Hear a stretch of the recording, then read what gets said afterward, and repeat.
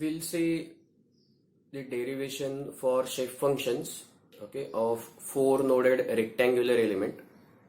Okay, the derivation is not that difficult, and then after we derive the shape functions for this four noded rectangular element, we will also see how the strain displacement matrix looks like and how the strain matrix looks like, and then from there on how the stiffness matrix looks like. Okay, so we'll start with the simple diagram of the four noded rectangular element.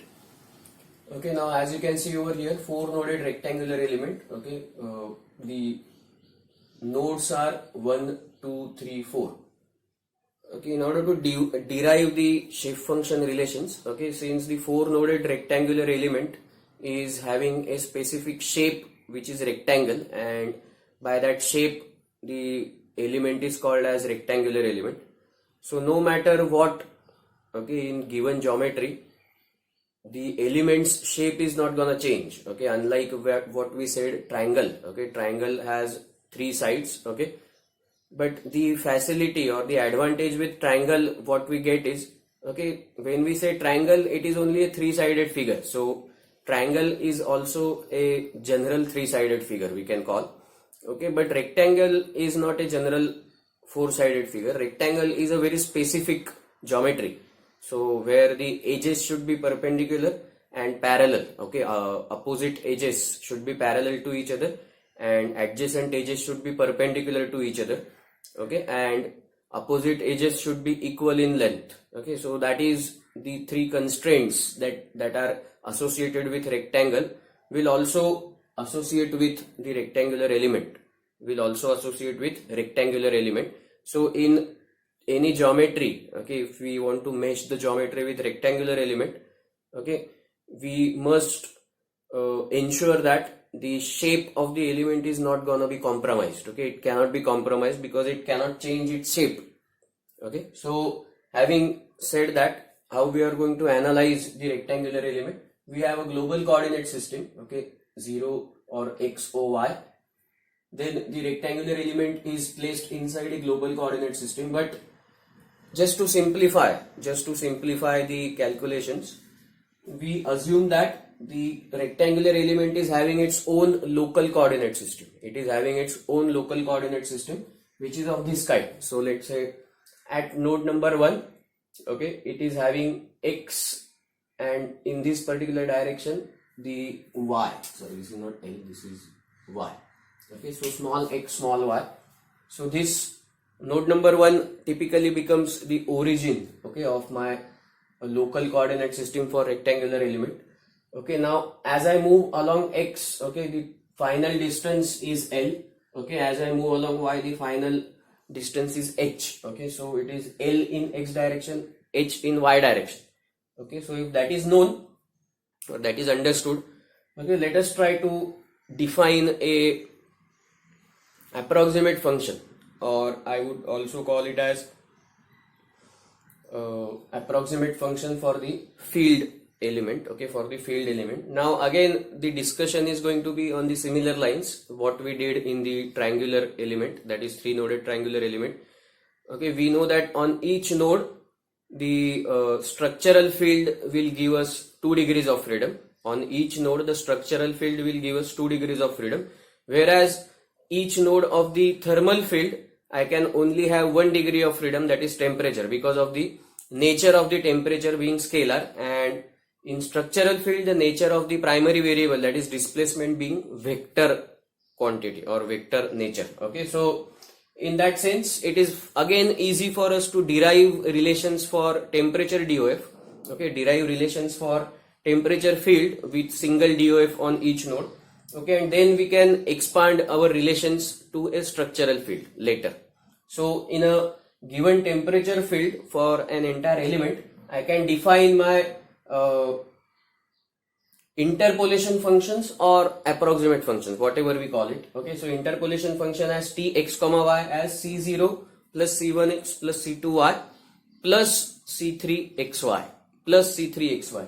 Now that additional c3xy term is coming because I have 4 number of nodes and I should minimum have 4 number of unknown parameters in my interpolation function or approximate function. Okay, that is the rule, or that is the nature of mathematics, okay, that we are dealing with.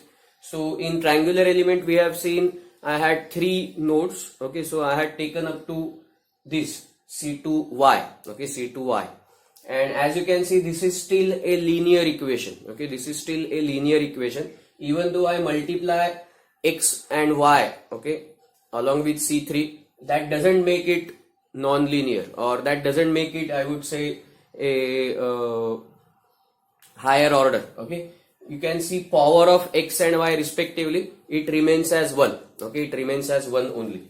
So having said that, okay, we will solve the further conditions. Now the conditions that we need to solve, okay, are we need to apply the values, okay, values at each node, okay, for the local coordinate system which we have assumed. So the local coordinate system says that the value at node number 1 is going to be 0, 0. So x is 0, y is 0. Value of x and y at node number 2 is going to be x equal to L, y equal to 0, and so on. Okay, so that is what we mean by trying to apply the values or boundary conditions within the element itself. Now what is the reason? The reason is we want to eventually express the local coordinate system as a global coordinate system. Okay, local coordinate system having a relation with global coordinate system. So in order to do that, we will follow this procedure. So at node number 1 I know that x is 0, y is 0, because I am assuming local coordinate system's coordinate origin is at node 1. So x is 0, y is 0. So eventually my T1 becomes C0. Okay, my T1 becomes C0. If I put everything back into this equation, okay, equation 1, my T1 becomes C0. Okay, now at node 2, okay, at node 2, x is L, okay, x is L and y is still 0. So when I put back everything in this equation 1, I get T2 is equal to C0 plus C1L. Okay, I get T2 is equal to C0 plus C1L. Okay, because my y is still 0, so I don't be having C2 and C3 term. Okay, I will be only having C1L. C0 is already found out. Okay, and this is going to be replaced by T2, because at, see, this is what, this is the value of primary variable. Okay, value of primary variable at a given node. So if I am at node 1, this Tx comma y will become T1. If I am at node 2, this Tx comma y will become T2. Okay, this equation remains as it is. We will put the respective conditions, okay, of that in that equation, okay, according to at what node positions we are considering it. So T2 happens to be C0 plus C1L. Okay, now at node 3 what happens? I have both the values, x equal to L and y equal to h. Okay, x equal to L, y equal to h. And at node 3 my Tx comma y becomes T3. So T3 is equal to C0 plus C1L plus C2H plus C3LH. So I am replacing all my xy with L and H. So I have a big equation, okay, where all the terms are involved. Okay, T3 happens to be C0 plus C1L plus C2H plus C3LH. Okay, and at node 4 again what happens? X is 0 and y is h. Okay, x is 0 and y is h. And at node 4 this Tx comma y is T4. So T4 is equal to C0 plus C2H, because my x is 0. So I will not be having terms C1 and C3 because that is multiplied by x. Okay, so those terms will become 0, C0 plus C2H. Now what do I have? I have T1, T2, T3, T4 equal to the equations of C0, C1, C2, C3. Okay, equations of C0, C1, C2, C3. Now what we are identifying, we are trying to identify the unknown parameters. We are trying to identify the unknown parameters. Since there are 4 nodes in my rectangular element, I have 4 unknown parameters, C0, C1, C2, C3. Okay, I will try to find out the values of these 4 unknown parameters. Okay, now it is very easy to find the values of these 4 unknown parameters. Okay, C0 we readily get from here. Okay, C0 we readily get from here. So C0 is T1. Okay, C0 is T1. This C0 equal to T1 we put in this equation. Okay, and then we find for C1. So it eventually becomes T2 minus T1 divided by L. Okay, T2 minus T1 divided by L. Similarly, okay, C0 we put in this 4th equation, that is T4 equal to T1 plus C2H. So C2 becomes T4 minus T1 divided by H. Okay, T4 minus T1 divided by H. And now all these three values, okay, all these three values, C0, C1, C2 values, when we put into equation 3, okay, when we put it into equation 3 and simplify, we get the value of C3 as T3 plus T1 minus T2 minus T4 divided by LH. Okay, T3 plus T1 minus T2 minus T4 divided by LH. Okay, you can do this calculation. The calculation is very simple. Okay, calculation is very simple. Now once we identify the values of all unknown parameters, okay, once we identify the values of all unknown parameters, okay, we put all these values back into this equation. Okay, we put all these values back into this equation, and we again try to combine the terms, okay, with T1, okay, then T2, then T3 and T4. The reason is this is the interpolation function. Okay, this is the interpolation function, and interpolation function will give us a function wherein I have shape function multiplied by the primary variable at that node. Okay, so interpolation function is a function which gives us shape function multiplied by primary variable equation. Okay, so when I rearrange these terms, okay, when I rearrange these terms, keeping T1 as common, then keeping T2 as common, then keeping T3 as common and T4 as common in the same equation and rearrange, okay, eventually I get this in bracket 1 minus x by L minus y by h plus xy upon LH, the whole multiplied by T1, plus the bracket x by y minus xy upon LH, the whole multiplied by T2, plus in bracket xy by LH multiplied by T3, plus in the bracket y by h minus xy by LH, the whole multiplied by T4. Okay, what I have done, I have just put all these values back into equation 1 and solved by taking T1 common, T2 common, T3 common, T4 common. Whatever comes inside the bracket are eventually my shape functions. Okay, are eventually my shape functions. Then T1 is what? T1 is a primary variable. T1 is a primary variable. Okay, so it is of the same order n multiplied by t. So it is n1 t1 plus n2 t2 plus n3 t3 plus n4 t4. Okay, so these are nothing but my n1s. So n1 is 1 minus x by L minus y by h plus xy by LH. n2 is x by y minus xy by LH. n3 is xy by LH. And n4 is y by h minus xy by LH. Okay, so I hope this is clear.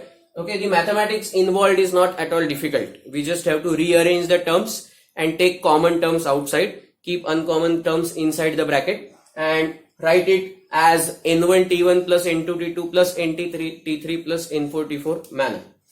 Now eventually when I try to write a matrix form of it, okay, I get a row matrix of all shape functions, that is n1, n2, n3, n4, and then I get a column matrix of all primary variables, that is t1, t2, t3, t4.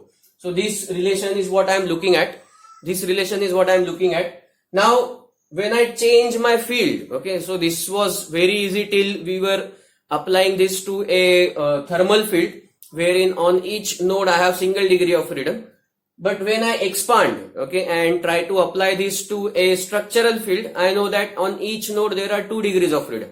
So, when I had temperature as single degree of freedom in thermal field, respectively I have 2 degrees of freedom in structural field.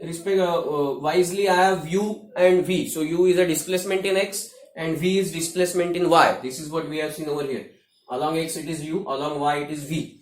Okay, so having said that, this will become a 2-row matrix now. Okay, the single row matrix will be converted into 2-row matrix because we have 2 degrees of freedom. So it is going to be n1 0, n2 0, n3 0, n4 0. Then 0 n1, 0 n2, 0 n3, 0 n4 multiplied by a displacement vector matrix. Earlier in thermal field it was only a 4 by 1 matrix. In structural field it will be 8 by 1 matrix. Okay, it will be 8 by 1 matrix.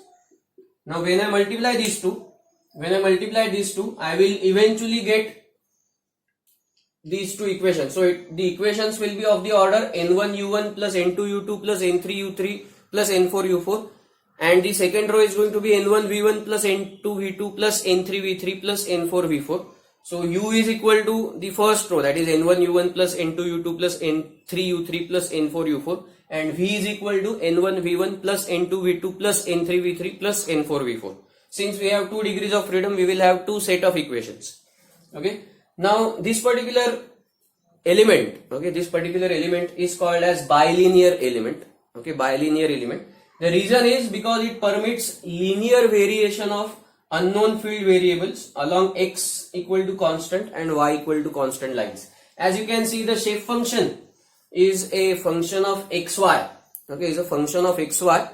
Okay, now the power of x and y is 1. Okay, the power of x and y in the shape function, everywhere you can see. Here also the power of x and y is 1. Here also power of x and y is 1. X and y can be multiplied together. Okay, x and y can be multiplied together. That doesn't increase their power. Okay, that doesn't increase their power. But their power is not increasing more than 1.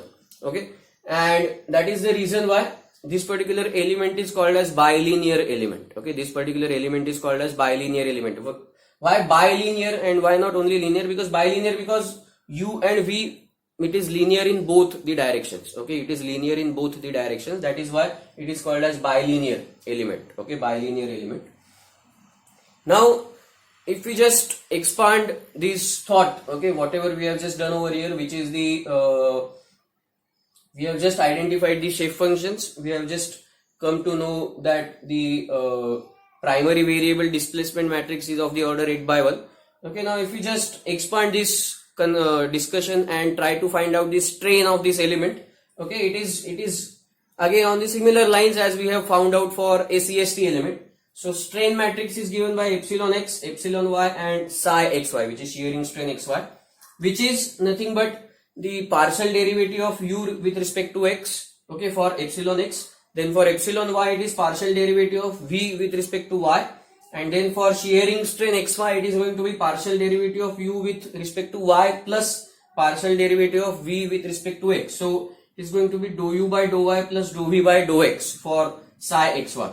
Now when we do this, okay, u is what? It is n1 u1 plus n2 u2 plus n3 u3 plus n4 u4. V is what? n1 v1 plus n2 v2 plus n3 v3 plus n4 v4. Now if you just consider this matrix, okay, the first two terms I just have to differentiate respectively the first row with respect to x partially and second row with respect to y partially. So that's what we are doing. Dou n1 by dou x 0, dou n2 by dou x 0, dou n3 by dou x 0 and dou n4 by dou x 0. This is what the first row partial differentiation with respect to x. Then the second row 0 dou n1 by dou y, 0 dou n2 by dou y, 0 dou n3 by dou y and 0 dou n4 by dou y. Now the third row is going to be what?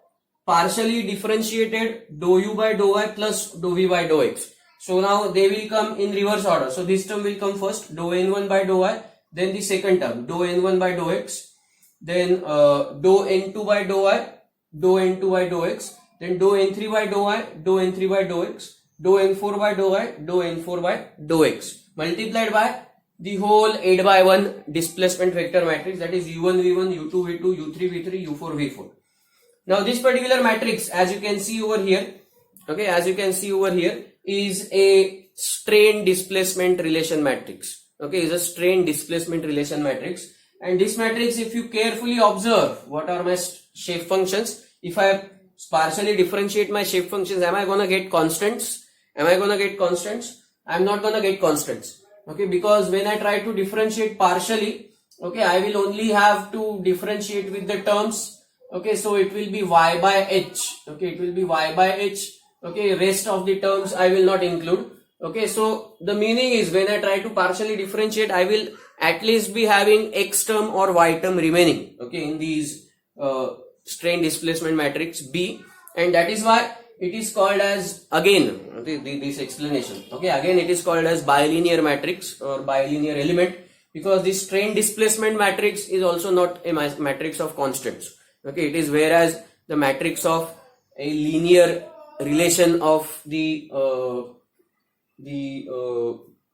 field variables which we have considered. Okay, now this B matrix multiplied by this vector matrix eventually gives me strain. Okay, eventually gives me strain. When I try to find out the element stiffness matrix. Okay, when I try to find out the element stiffness matrix, we know that once we know B, okay, we can find element stiffness matrix. So it is the transpose of B multiplied by stress strain matrix D multiplied by the B matrix itself multiplied by T multiplied by A is gonna be my element stiffness matrix, and element stiffness matrix order is going to be 8 by 8. So what we have seen in the CST element, the order was 6 by 6. Here the order is going to be 8 by 8 since I have 4 nodes and on each node I have 2 degree of freedom. Okay, so that is what about the 4 noded rectangular element. Okay, as far as the exam is concerned, okay, very rarely they are asking derivation. They might ask a problem. That too they have asked very often. Okay, but as part of syllabus, okay, this is the 4 noded rectangular element with the shape function derivation, and then the strain displacement relation matrix. Okay, how we have found out, and from there how we find out the strain, and from there how we find out the stiffness matrix for 4 noded rectangular element.